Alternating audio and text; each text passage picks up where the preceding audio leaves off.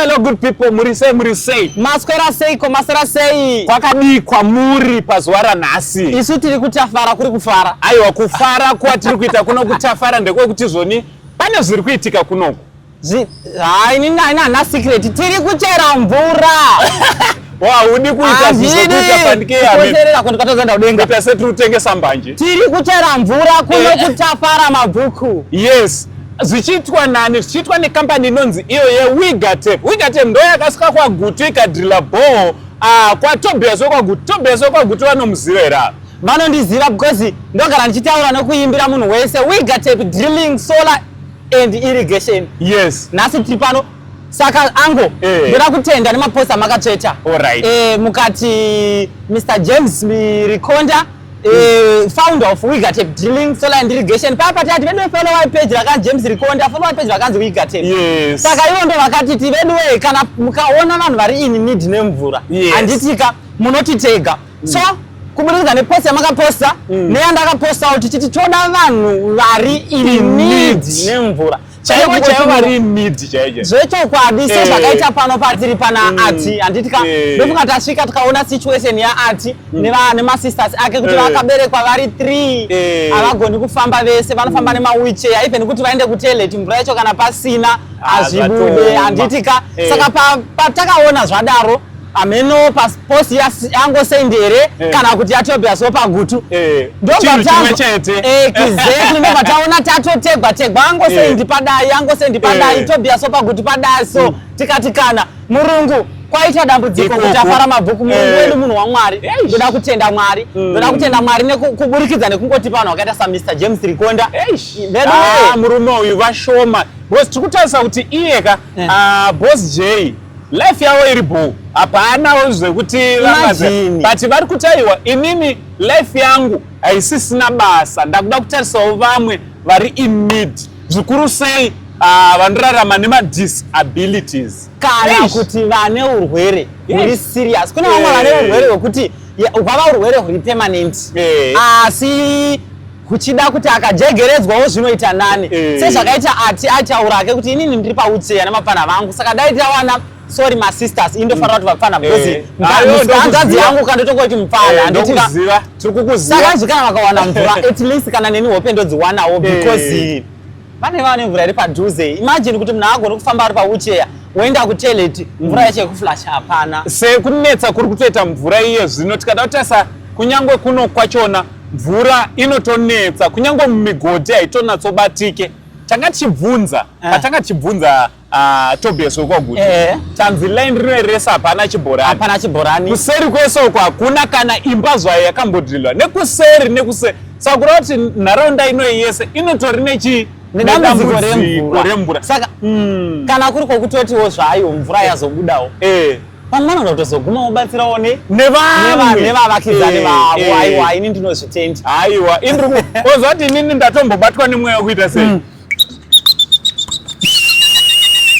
mira pakadai hapadi kupata-pata panga kuti mazita yenyu baba mazita ini ndinopinda inoti dhonzei endazvinzwa isi tinopinda dziya dzinodii saka guys zvandiri kureva ndezvekuti WigaTape drilling, solar and irrigation pane need yemvura vanhu vaMwari pane munhu anotambudzika noti kuti pane need yemvura munotitegawo pane mamwe maproblems akarerekera tinogona kutaura nemurungu weduwo otibatsira noti kuti vanhu vanouya woti I'm your follower ndoda bhoho tiri kuda kubatsira vanhu vane need yemvura yekuti tinoonawo kuti chero Mwari vanoti zvokwadi mvura iyi yashanda because vamwe muri kufamba nemota hazvizoititi umwe anoti ndiri follower rako asi ane bhenzi tingamucherera here mvura pakadaro kana kuti tinofanira kubatsira vanhu vakanzi naMwari vabatsirwe. Ndinotenda guys, thanks so much Ango Saint.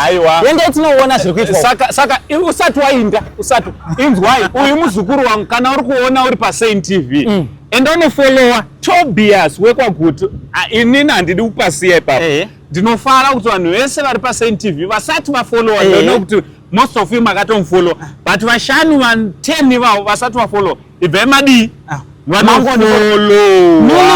million followers, 180,000 followers. Please Follow wose kuru wangu. Yes. Nditi chakushandira Mwari manje. Zvazva Mwari. Chakushandira denga. Zvecho kwadi tozoti vadzivisi vatauri vavengi varipo but hakuna chinodzivisa nzou kufamba nekuti vadzivisi varipo. Takaenda.